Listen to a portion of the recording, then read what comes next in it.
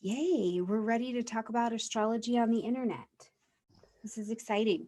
I've got water so I can be hydrated for all the listening I'm going to do today.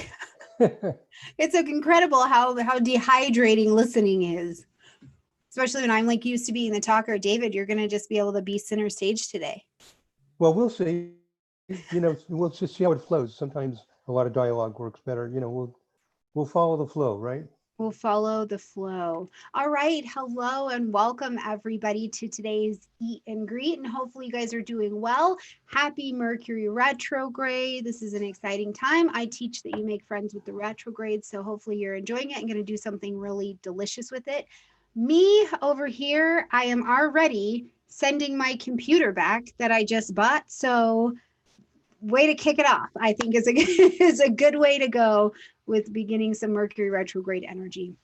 Now, around this channel, coming up tomorrow, we've got Sam Reynolds coming here. We're going to talk about your moon in the changing times. We'll also talk about our experience in the astrology community as Black astrologers. Rick Levine will be here on Monday, and Elizabeth Grace will be here next Friday. So, still lots and lots and lots of learning to do in the Eat and Greets here. So, I'm happy to have you all. And today, we're going to talk about vibrational astrology, and David Cochran is here to lay that out for us, because let me tell you who was not going to teach you that. Me. I listened to this. I've been watching. I am fascinated beyond belief.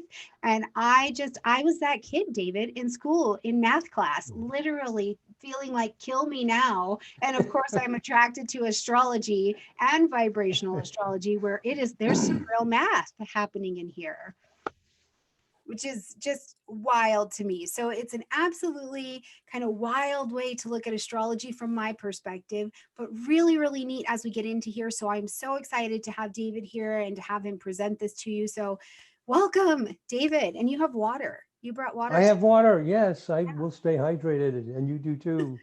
All is well. Let's start with a.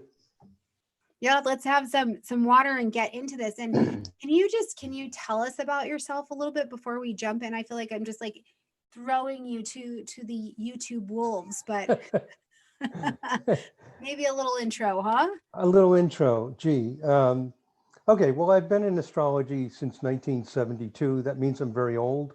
So that's The one one or two thing. days. Yeah. There are people that are now historic, like Charles Jane, who was a friend of mine, and he taught classes where I lived to my students. So I've been around a long time, and I developed astrology software. That's one of the things I'm known for. And the other thing is vibrational astrology. So I develop software, I do research, and I do vibrational astrology. I don't know. That's like my whole life. There isn't much left. And I'm a mystic as well. So a lot of people think, oh, he's a nerdy numbers guy, but really mysticism's my number one love, and then everything else comes from that. So that's my life. There isn't much else to say.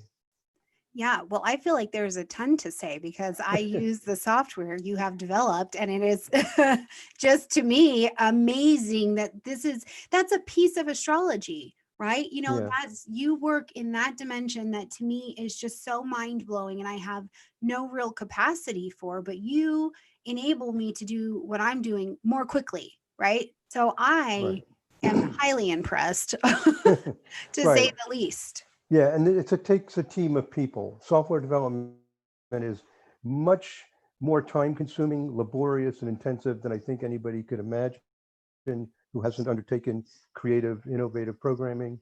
So anyway, it's a team of people, and it's never just one person to develop something on the scale of large astrology software.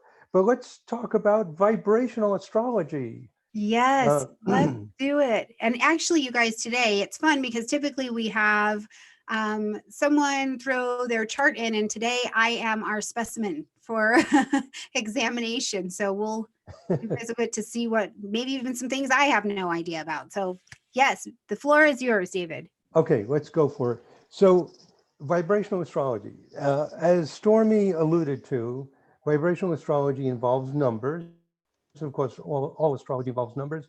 But one of the first impressions you get is that this involves a lot more numbers. But actually, in reality, there are a lot of numbers behind what we're doing, but and there's some numbers involved in learning how it works, but mostly what we do is look at pretty pictures.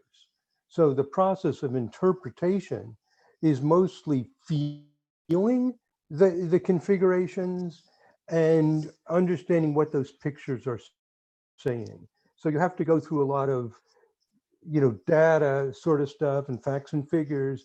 But then when you get into the flow of being an astrologer, you're not really using numbers very much. So if you had phobia about numbers when you were in third grade, or, as Stormy said, just shoot me now. No, no worries. You're fine. This is not really that numerical in what you actually do. Okay, so that's one thing. Okay, so what is vibrational astrology? Let's think of it this way. If you know anything about Vedic astrology, and you know something about modern psychological astrology, say evolutionary astrology, they are like hugely, massively different. There's like very little overlap. I mean, it's a different world. And the first thing about vibrational astrology, I think, is that it's a different world. And sometimes it's easier for beginners than for experienced people. Because what the experienced people do, of course, is you keep falling back on what you've learned. And you have to kind of just loosen up, be flexible, and hold some of your assumptions to the side. That's really the biggest thing. Okay. Now, let me tell you, that's some like preliminary information. Let me tell you what vibrational astrology is, because it's very, very simple. What it is simply this. Here's Stormie's chart, and she has, I think we confirmed your birth data before, 3 Virgo rising. I entered this properly, right, Stormy? Yep. Yep. Okay, so there's her birth chart. And normally what we do is we interpret the planets and the signs, like Moon is in Libra, so she's very nice, she won't bite me. Mars is in Libra, blah, blah, blah, which supposedly means, again, she won't bite me, but I know from analyzing this vibrational system, she has a lot of bite and a lot of dynamic energy. But anyway, so we interpret the signs and houses and the aspects. And we've been taught in Western astrology that there are these major aspects: conjunctions, oppositions, squares, trines, sextiles, and some people use the quincunx, like her Mercury's quincunx Jupiter, and then there may be minor aspects, right? Is that fair enough, Stormy? Am I? Fair enough. We kind of Okay. put those minor aspects to the side traditionally. Yes, put them to the side if we look at them at all.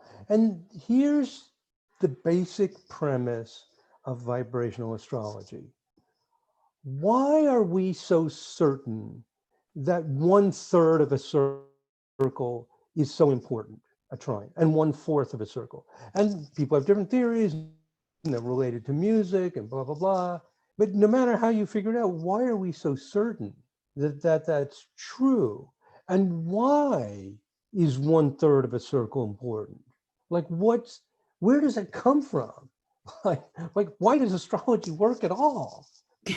We don't know, and we don't need to know to use it. And normally we don't worry about it a whole lot. But in vibrational astrology, we have ideas about why astrology works. We have this clear model. And the idea is that astrology is based on vibration. That's why we call it vibrational astrology. And it agrees with modern science and with mystical ideas. Because in the old days, if you took something physical, like a book or something, you thought of it as something hard and solid and it's physical. Well, now we know through modern science that when you clap your hands together, your hands never touch. It's just the force fields around them that are touching. And there's mostly space in between the atoms.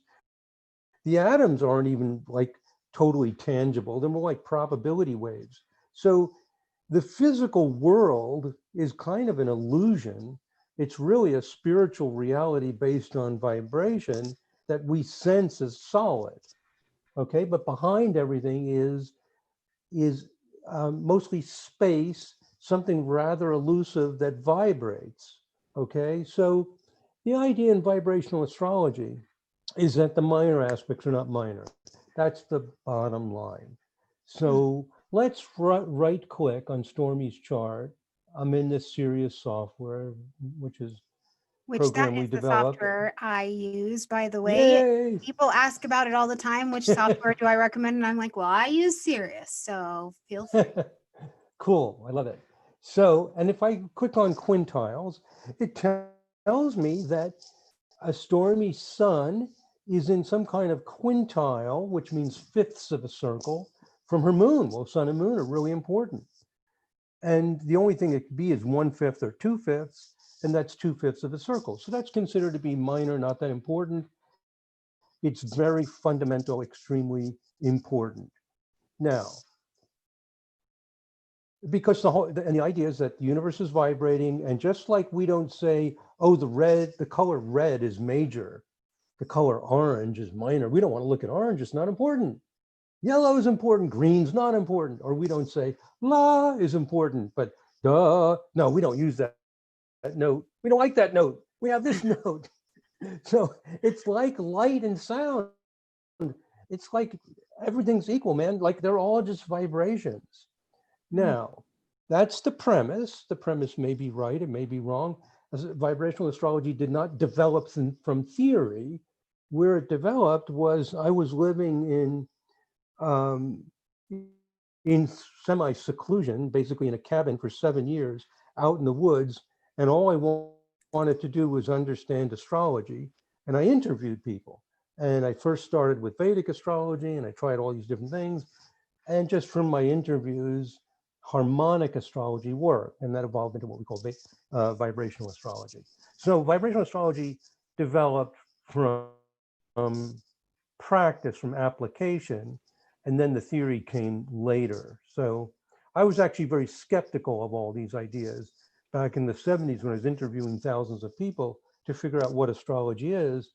I remember when the first time I used an 11th of a circle, I thought, "Ooh, this is weird." like, Yeah. I'm looking at 11ths, like his sun and moon are all right, 2/11ths of a circle, and it seems to mean something. And I thought to myself, no, it can't be. It couldn't be, because the Vedic astrologers don't use it. The Western astrologers don't use it. If millions of astrologers for thousands of years never use this, well, it could not possibly be important. So my assumption was that no, this isn't going to work.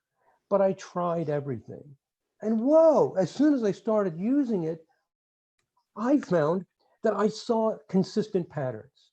It was the most exciting thing in my life. For example, I did the charts of a series of people in the classics department at the University of Florida in Gainesville, where I live. And they were into Chaucer and all this, Old English literature, whatever, with their PhDs and everything. And they had the same harmonic patterns. We call them harmonics, based on fifths. So if I took fifths of a circle, they all had the same planets separated by fifths. What's the probability of that? Seemed like a coincidence. Then I started doing like married couples, and I was noticing configurations the same. And then I did a bunch of other people in other fields. Anyway, just from observation, it became obvious to me that astrology, number one, it really works. And it's not just some vague symbolism. Like I could go in and I could say, oh, I bet you're inclined to music. And I bet it's more like classical music. And this person's more like jazz and so on. Anyway, I've made 370 YouTube videos, and all this information is available. And people teach this stuff. So the information is freely available for you to explore. But that's the basic idea. Now, I'll say one more thing, and then we can get, like look at Stormie's chart and get a little more down to earth about this, which is this. If every vibration is important, like if suppose I right click on Stormie's natal chart, and I go to these aspects and I click on septiles. Well, Venus is in some kind of septile, means sevenths. That must be 3/7 because they're far away, be either 1/7, 2/7, or 3/7. Sun and Saturn are 3/7. Jupiter and Neptune are some kind of seventh. That would be a 1/7.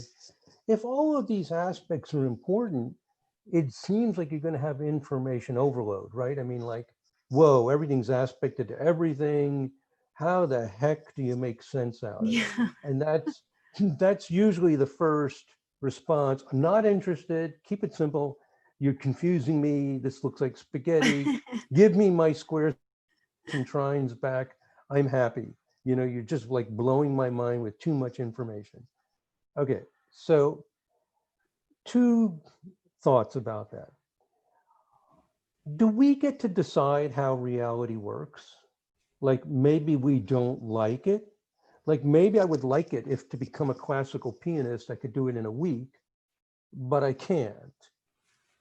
So the fact I don't like it doesn't mean it's not true, Mm, right? yeah. So we don't get to decide what reality is based on what would work out in our little lives on planet Earth. So maybe astrology is a beautiful, intricate tapestry of vibrations. And these vibrations are actually underlying the archetypes. We only have an hour, so I won't go into all that. But the archetypes are actually a second layer that come out of the vibrations. Um, okay, so that's one thing. Second thing is that we have figured out how to simplify the whole thing. And it's not complicated. We know which vibrations to look at and which ones not to Hmm. look at. So vibrational astrology is really not complicated. It has very clear rules. You do step one, you do step two, you do step three, and it's really, we figured it out how to see your way through all this stuff. Um, like I told you, I'm old, right? I've been doing this since 1972. So So, just a couple and days. You've just been doing it a couple days. yeah, I've been doing it a few days. So over all that time, reading hundreds of books and studying under different people and going to conferences and all this stuff, you sort things out. And it's not me, by the way. There's a lot of people who sorted this stuff out. I'm just one person in the lineage. So that's the basic introduction. Now, what I can do is I can show you how I interpret a chart, and we can interpret Stormie's chart, and we will see evolutionary astrology in your chart, by the way. And Yes. if I didn't know you were an evolutionary astrologer, but I knew you were into astrology, I would be asking you, oh, are you into evolutionary astrology? That level of detail is in the chart. Which was actually pretty perfect because I have still been standing kind of in the mid wind trying to pick my specialty. So I had Hmm. yourself and Stephen Forrest and Rick Levine all say, "Well, your chart looks like you're probably an evolutionary astrologer," and I was like, "I knew I was." Yes, but actually, as we will take a look at this, um, vibrational astrology or other forms of astrology are also evolutionary in the Hmm. sense that vibrational astrology agrees with evolutionary astrology. So Stephen Forrest and I agree that, as Stephen likes to say, you look at the chart. This is the chart of Stormie when she was 6 months old, when she's 6 years old, when she will be 60 years old, and she's not the same person, but it's the same chart. So we are evolving, and Sure. the chart is a dynamic story, and that's one of the fundamental principles of vibrational astrology. Also, one of the things we say in vibrational astrology, in fact, we're pretty. I don't know if Stephen's as extreme about this as I am, but one thing I like to say is that the chart is not as above, so below. It's not. Hmm. It's not that you're looking at a crystal ball that reflects what's going on Earth, like it's some kind of reflection. What it is, it's a matrix of energy patterns. And you decide what to do within this matrix of energy and within the momentums. So the chart is actually dynamic. Everything in the chart is moving. They're forces, they have intentions, they have purposes. And the astrology chart shows you the purpose of the soul, because this, I have dozens of videos on this. It's actually quite detailed and specific on how astrology is actually from a higher dimensional reality. So it is a spiritual blueprint. So in vibrational astrology, we agree with all this. It's a spiritual blueprint of how things want to move. what you do with it and what choices you make, and there are a lot of choices, and there isn't only one choice that works, because there's like almost infinite potential compressed in finite reality. So there's many ways that you can manage and choose to go. So vibrational astrology is also evolutionary philosophically. It's but it uses very different techniques Sure. um, to analyze it. So, but you could also be a vibrational astrologer Mm-hmm. in the sense that what I see in your chart is that you instinctively would never go to an astrology that's static, because your soul is about creative evolution and how we creatively face the mysteries. So you have a very strong 31 vibration and a very strong 31 times 5 vibration. So let me explain that. Excuse me. Okay, so I just said Stormie has a very strong 31 vibration. So in normal astrology, we say she's like a strong Libra, Taurus, Virgo, a lot of earth and some air. Venus is an Aries. So we have ways of classifying people. The main way that we classify people in vibrational astrology is by what vibration they're on, what wavelength, like I said, what we're on the same wavelength. That's like literally what's going on. And the wavelength is simply the fractions of a circle that divide the planets. We don't just use 1/4, 1/3. We will actually, this sounds insane, but hey, we're insane anyway because we believe in astrology. So, so why not go a little bit further? Um, one of my jokes is I'm really a normal guy, but I'm an astrologer and I do a weird form of astrology. But believe me, I'm really quite normal. Yeah. So I find a lot of astrologers or students are actually kind of timid, like, ooh, that's too weird. Well, what's wrong with being weird? Well, when Yeah. did that become a problem? I mean, let's just open to the possibility that you can divide the circle into any number. They're all different vibrations. We live in a beautiful cosmic tapestry. In fact, one of the meditative ways to experience this is when you're in a deep meditation and you feel yourself surrounded in light, do you ever feel like there's like the Middle Eastern mosaics or the complex patterns in the temples, in the palaces, in the churches? Don't you ever feel their exquisite beauty, the intricacy, the delicacy of it?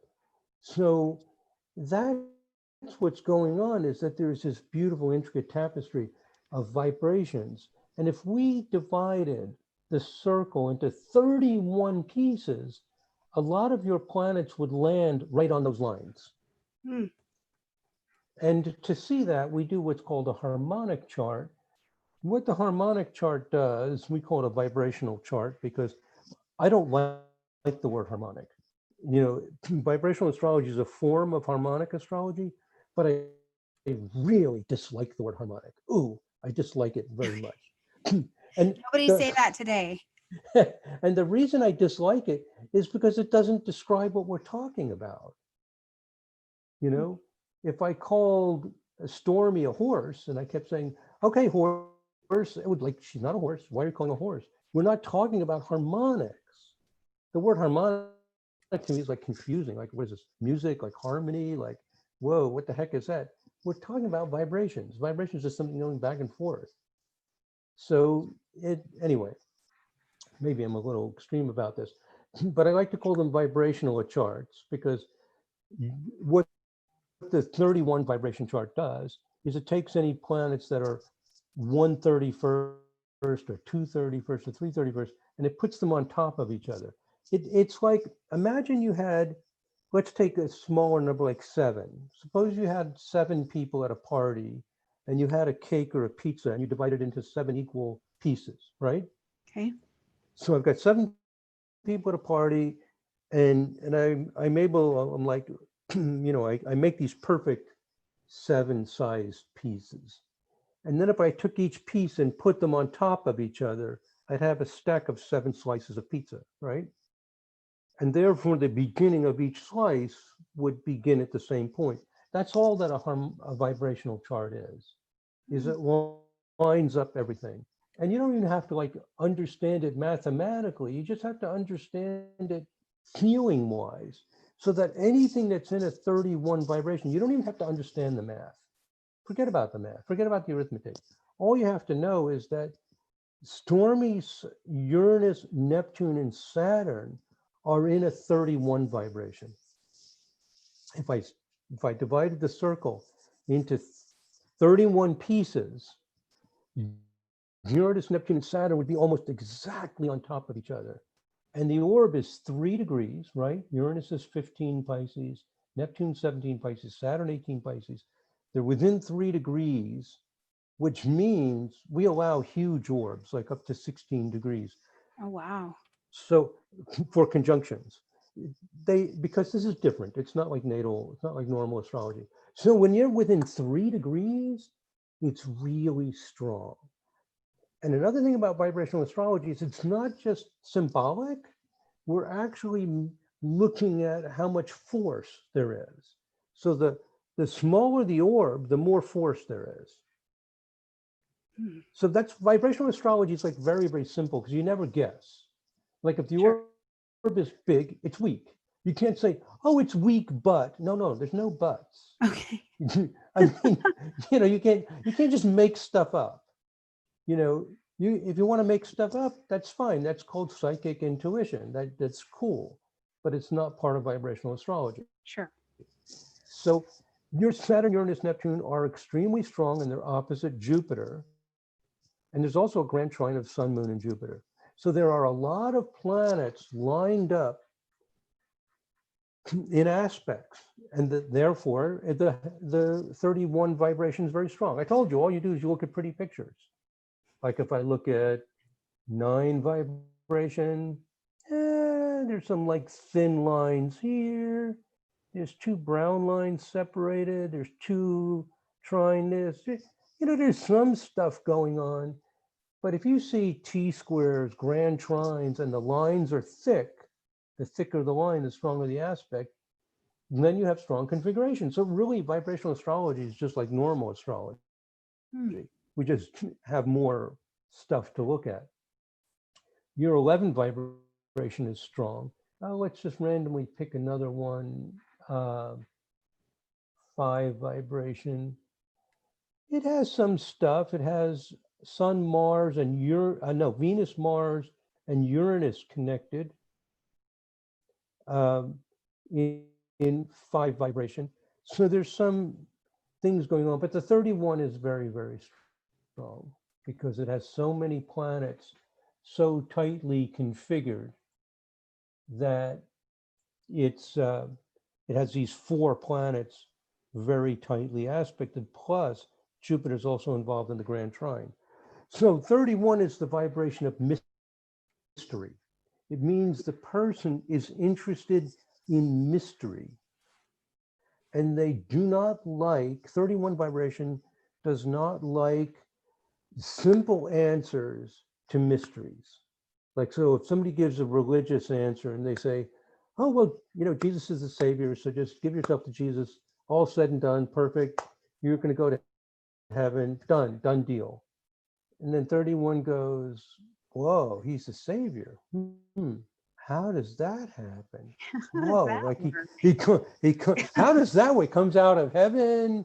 And I mean, it could be true, and it's fascinating, but 31 does not like to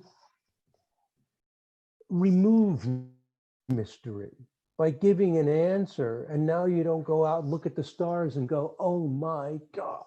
31 just wants to say, oh my God, it wants wonder.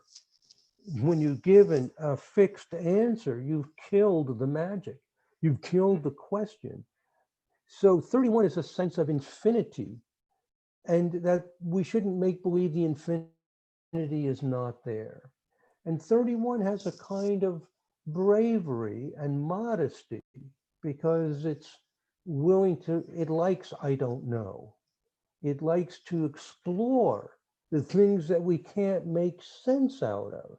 It likes to explore religion, philosophy, astrology, um, even some areas of science, things that we don't really understand what they are, just to experience them. And so let me show you something else. If I right click on this wheel and I pick a wheel that has an aspect grid. So there's an aspect grid here. This is the same chart wheel. You see the Saturn, Uranus, Neptune, opposition Jupiter, just as an aspect wheel. And you see all these yellow things, biquintile, biquintile. Mm-hmm. In your 31 vibration chart, there are quintiles. And what it is that Mercury and Mars are biquintile to Saturn, Uranus, Neptune. Yeah, and they're They're, tight. They're tight together. yes. Oh They man, are are they tight? just living la vida loca. Yes. Mercury, Mars are exactly, 4 minutes. They're extraordinarily exact. And we can look at the 31 times 5 vibration. So what happens in vibrational astrology is there's this complex web of vibrations that we live in. And by looking at the vibrational charts, we can see which planets are interacting with which ones. And Saturn, Uranus, Neptune, opposition Jupiter. Uranus, Neptune is the psychic combination. Neptune is in vibrational astrology is not psychic. Okay, we have our own rules. You may not like them. It's not really psychic. It likes magic, and it but that doesn't um, lead to the Uranus Neptune combination is impatient, Uranus, sudden awakening. And Saturn means it needs to be real. So Saturn's not a malefic in vibrational astrology. Saturn is almost like a Virgo force. It's fussy. It wants to know what you're really talking about. It wants to get away from all of the sloppiness and all the vagueness and just what the hell are we talking about kind of thing. So this means wanting to an awakening that's not,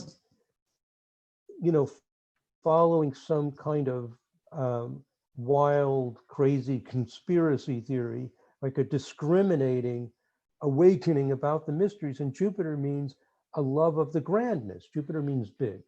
Mm-hmm. So it means the person is um, enthusiastic. Jupiter Uranus is enthusiastic, and they're very strong, 14 and 15. It's an enthusiasm about the grand magic that we live in. Like, oh my God, I'm sitting on this little planet, on this solar system within, a galaxy within galaxies. It's this sense of awe, grandness, magic, wonder, and like revelation. And your sun and moon are involved, which are the two most important objects with the Jupiter. So it means that no matter where you grew up, no matter what environment, no matter what path was laid out for you, you will eventually be outside looking up at the stars saying, oh my God, or looking through a microscope and going, oh my God, there's all these little things going on in every cell. Like how it's kind of like that Christian hymn, How Great Thou Art, kind of Yeah. feeling. Um, and so it's a non-skeptical uh, feeling that we shouldn't limit ourselves. Now, the astrology comes in through the 31 times 5. So what happens is when you see all those 5 vibrations, you can multiply 5 times 31, which is 155, right? 31 times 5. Mm-hmm. And then you see the Mercury, Mars, Uranus. Okay. And this means extremely fast, extremely quick. You could do automatic writing, like channeled writing. It's extremely rapid response. So actually, you're like a channel, like you can Very just good one. write, like your hands will be hurting and you'll still be wanting to write. So, because it's 31 times 5, it's like a creative, impatient, Mercury, Mars, Uranus, opposite Jupiter, an impatient, grand insights. Um, and 5 means evolution. 5 means how things grow, like organically grow. So it's the sense of an organic evolutionary growth of the mysteries. And the Mercury, Mars, Uranus means quick, sharp understanding of it. Well, we've almost said evolutionary astrology here. It's one of the most obvious manifestations of it. So let me summarize a few things, then we'll see if people have any questions. Okay. Number one, if I was to describe astrology, modern Western astrology, to someone who doesn't know it, in what does it spend a half hour, the people their eyes would glaze over because you would be saying, oh, Mars rules Aries, Venus rules Taurus. And they're going to say, how can it rule it? Venus is a planet. Why is it I mean, they would be so totally confused. They would have no idea. And then you got houses. What's a house? And so if I tried to explain modern Western astrology in a half hour, it can't really be done. I've just explained the whole heart of what vibrational astrology is in 30 minutes. That's really all there is to it, is that we understand these vibrations. Of course, it goes on and on and on, and from there, but that's the whole heart and soul of what it is. And you have to open your mind to the possibility that there are all these vibrations. And one other thing, that the limits of astrology are much greater than we imagine. That right now we think, oh, you can't really see if a person is going to be a musician or a poet. You can just get the archetypal flow. Is that a limit of astrology, or is that a limit of what we know about astrology Right. now? So every field that's valid, like take painting, right? So you have somebody painting. Then you end up with like Renoir and Monet, like and Van Gogh. It's like they're capturing light on a canvas. Give me a break. How the heck do they do that? So when something is valid, or not scientifically valid, but it has a a place in the world, where it can go is always beyond our imagination. Mm-hmm. Or imagine music. Imagine we were all living in in an untechnologically advanced society. We had like little reeds and we made little sounds, and then you take that and you end up with Indian ragas and Vivaldi and etc. So where music can grow and develop is phenomenal. Then you take mathematics and physics, and now we've got our phones in our hands, and people flying into outer space, or you get on an airplane and 3 hours later you're in another city. Well, how the heck can this tons of metal with all this luggage and people on it get up off the ground and go somewhere? That doesn't make any sense. But science goes beyond what we can imagine. Painting goes beyond what we can imagine. Music goes beyond what we can imagine until somebody does it. And then we go, oh my God, they can do that. And astrology will also go beyond what we can imagine. So one of the feelings that I have about astrology is that when these new levels of possibility, where we say we can see what's in the chart, not only of a musician, but specifically a rock and roll musician versus another kind, that we can see this. And it's not seeing that, not only does it not kill the spark and the magic of astrology, it makes it even greater. Mm-hmm. It makes it even greater because you never know what rock thing is going to happen, or how it develops. And you look at the chart of Vivaldi and you go, oh my God, the guy could be a creative musical genius. Well, he is, but we didn't know it would take exactly that form and and Sure. what he would creatively discover with it, given the environment that he grows up in and what's accessible and so on. Um, the freedom and the creativity is always never ending. So in vibrational astrology, we have no conflict between intuition and science. That's another Sure. thing that people sometimes say, oh, this is like too too defined. Like, I just want to close my eyes and put down the tarot cards and look at the sun sign or something, or go a little bit further and look at where the nodes are in Pluto. That's cool. That's wonderful. Um, that's great, but it doesn't mean that that's all there is. Right. So in vibrational astrology, we believe, the people who are deeply involved in vibrational astrology, that, and this may sound arrogant, um, that we are pushing into a new, you might call it technology.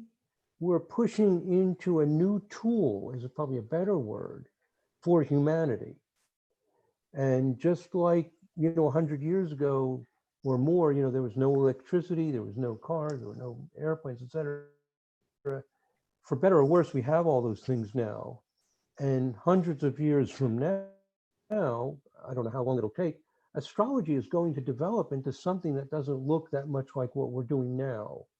And it will be used, in economics, in medicine. It is going to go mainstream because it works. And as we pursue this, it's amazing to us how precise it gets as we learn more and more. So we do a lot of research. We have a group of researchers. We have an annual conference um, Oh, that's every good March. because Yeah, we have every March, and questions here about that. We have questions about where, if I want to learn, where do I start? Where do I go? right. So yeah, now I think we're ready for more dialogue. I think I've done a 40-minute monologue here, and I've laid it all out. So let's dive into this. How do you learn more? Okay, there's a number of ways. Number one, as I mentioned, I've made 370 YouTube videos or something like that on, like, not just vibrational astrology, like everything. The goal is to have a video on everything, literally. So won't happen in my lifetime, but we're on our way. I have ideas for hundreds and hundreds of more. So I want to have a free library of information about everything. Mhm. And we're actually well on our way to achieving this. We barely started in the Hellenistic and the Vedic parts, but we're going to be doing that as well soon. Um, so there are the YouTube videos, and they're very clear and they're very complete. They're not like, teasers. They're usually about a half hour long. I don't hold anything back. I'm not saying, oh, gee, this is free. I'm just going to sell up to my classes. No, no, I don't care. I don't care about money, whatever. It's there. It is. So those are great, and they're free. Sometimes when things are free, people think, oh, it can't be that good. Oh yeah, it's good. Don't worry about that. It's great. And there are YouTube videos on what is vibrational astrology and what is a harmonic chart, and part one, part two, part three. That's one thing. The other thing is, their vibrational astrology is growing very rapidly. I've been teaching it now for 7 or 8 years, intensive 3-year programs. There are two people who teach classes, Linda Berry, just like Berry, Berry. You can just Google Linda Berry Astrology, and Clarissa Dolphin, Dolphin. They both teach vibrational astrology online. They're both wonderful. They're both great. And there will be more people teaching. So you can enroll in their classes, the online, like once a week classes. Just Google their names, you'll get to their websites. Um, and enroll. I'm not going to be doing a lot more teaching in the future. Um, and some people are kind of upset about this and telling me, you can't do this, or I can't leave us. Well, I got other things, and I need to write software and stuff, and do the research. And these other people are really great, um, and there will be more of them. So there are the online classes, there are the videos, and then there's the annual conference every March. I'll bring this up quickly. So if we go to astrosoftware.com. There it is. That's our one of our. We actually have two software companies. Astrosoftware.com, and on the right is conference, and then just go to Vibrational Astrology Conference. So astrosoftware.com, go to conference, Vibrational Astrology Conference, and the next one is March 5 through 7, 2021, assuming that the coronavirus doesn't stop it.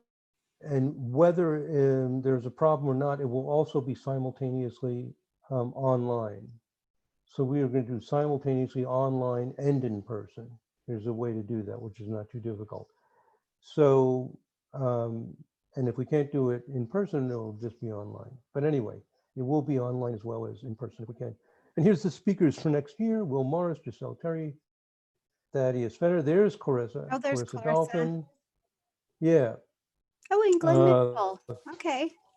Yeah, Glenn Mitchell, Kenneth Assemi. There's Linda Berry, and there's me. And there's Christopher, he's our MC, and Bob Leitner does the recording. He's a PhD in astronomy. By the way, one of the good things about vibrational astrology is you have fun with scientists. They don't dislike you anymore.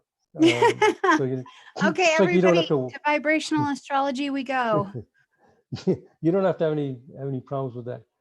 So there's courses. Hey, you mentioned you're having a meeting with Sam Reynolds tomorrow, and both you and Sam have darker skin than I do, which is something we need more of in astrology. And Clarissa is a little bit darker than average too. So Yeah, so Thaddeus anyway, looks like he's got a little something too. This is yeah, he may have a awesome. little.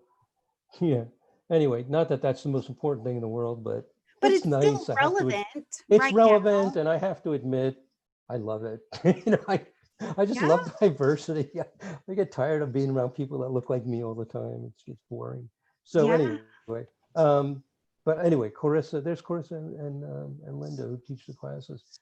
They're both great. Good. Oh, somebody had from the comment section down here. It sounds like that somebody had a reading actually with Thaddeus. So, and it sounds like it went very well. Oh, cool. Very, very good. Yeah, Very, so I'll very make good. sure all of this stuff gets into the description box for you guys as well, including David's channels, links to both Linda and Clarissa so that you can jump that direction if you'd like to study that as well.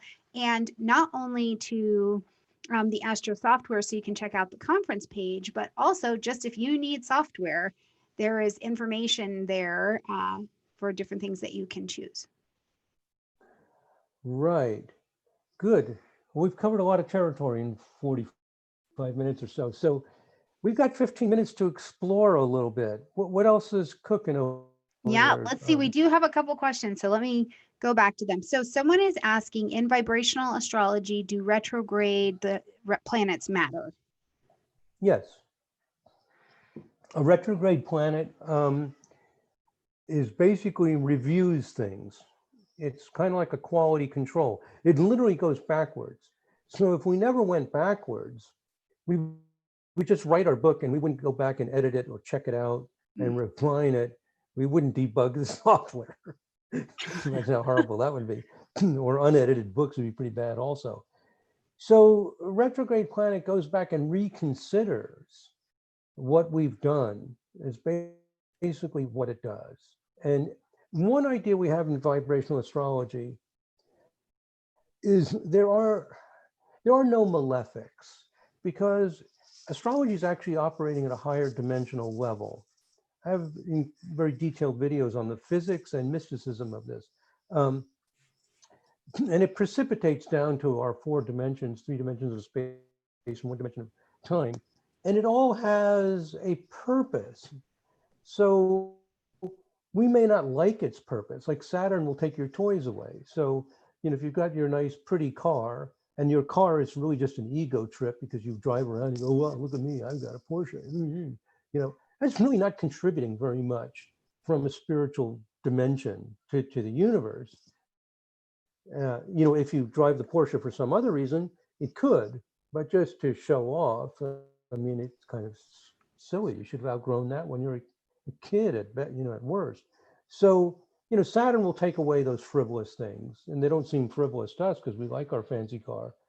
So anyway, it wouldn't take away your husband or wife if you don't pay attention to them. Um, and appreciate them for who they really are.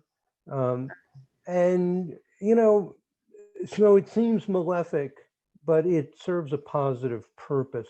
So retrogrades are not bad. We may not like them because we may not want to stop and go back and review. We might want to just keep charging forward.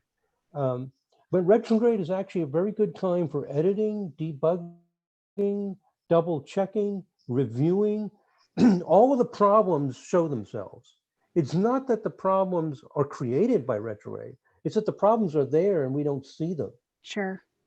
They expose themselves. Um, yeah, but we use retrogrades. We use lots of things, yeah, that other astrologers use.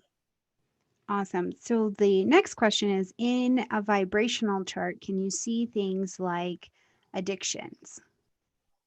Yes, we can. In fact, Giselle Terry, whose picture we just saw, she's an American family therapist in Los Angeles. We've had two vibrational astrology conferences. The one next year will be our third one. Giselle spoke at both of them, and she presented her research on people with extreme problems, manic depression, other disorders, and what is in their charts vibrationally. So we can see, we have, we're very data driven in vibrational astrology. We have data that shows what is more likely in a drug addict than someone who's not a drug addict, for example. Um, Now, anything can be channeled positively, but there are certain things that incline to drug abuse. An example is Uranus and Neptune in 11 vibration. So if you have Uranus and Neptune in 11 vibration, you are so hyped up and you need so much like awakening, like just sitting around drinking coffee and saying, oh, it's a nice day, isn't going to cut it. When you have Uranus and Neptune plus a third planet, it has to be a third planet, Sun, Moon, or Mercury, especially. With Uranus, Neptune, it's like you just want magic. And, it can, if there's no good things in your environment that promise magic, well, why work so hard at it? Why try to learn how to play a musical instrument or do something else when all you have to do is pop this pill and you're in magic land? So um, it's a big temptation, and once the person starts doing it, it's so completely satisfying for them. So yeah, we can see the tendency. We also know what the therapy is. So there can be drug addiction also from 7 vibration for different dynamics, and we can see what the person needs to do to express that energy in a constructive way. But Giselle's research is just fantastic. We both, one of my jokes is, why I'm balding. It's like I pull my hair out. Well, I mean, we pulled our hair out analyzing this data, hundreds and hundreds and hundreds of hours that I worked with Giselle on this, because it's not easy. Um, and the usual rules don't work. We tested them. There's no more Pisces. There's no than anybody else. Um, we couldn't confirm any of that, but we did find the vibrational patterns. That's absolutely fascinating. So we have one more question, I think, here. And so someone is asking, is there a 22 vibration and what does that mean? Yes. Well, 22 equals 11 times 2. So you can take any number and break it up into the numbers that compose it, right? So if a number is like 55, it's 11 times 5. And the meaning of 55 is a, a combination, like an integration of 11 and 5.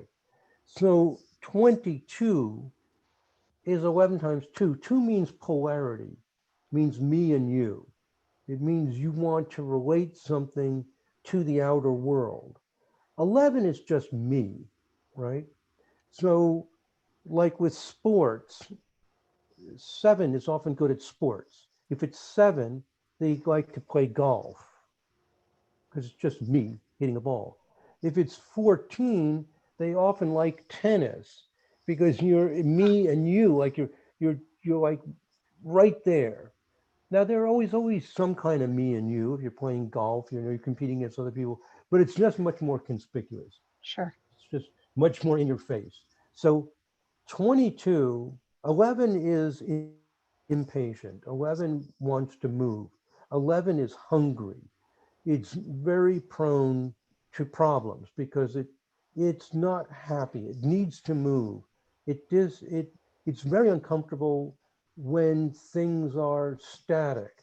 When you take Uranus, making an aspect in 11 vibration, it can be chaotic because Uranus is spontaneous.